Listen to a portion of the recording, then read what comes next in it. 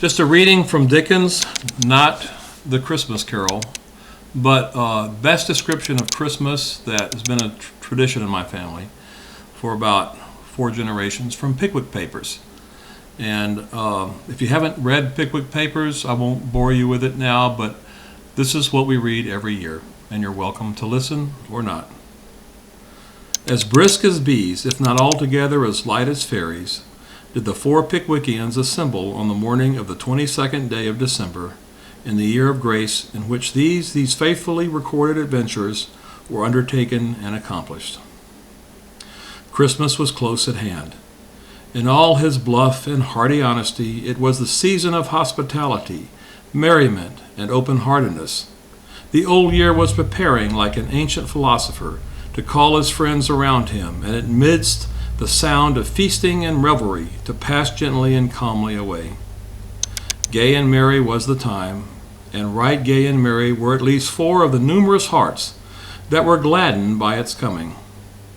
And numerous indeed are the hearts to which Christmas brings a brief season of happiness and enjoyment.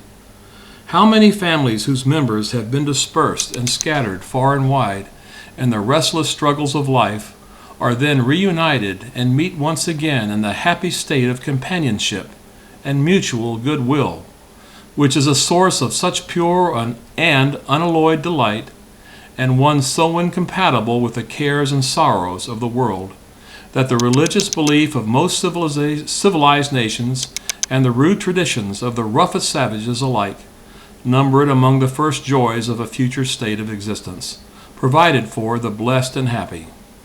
How many old recollections and how many dormant sympathies does Christmas time awaken? We write these words now many miles distant from a spot at which year after year we met on that day a merry and joyous circle.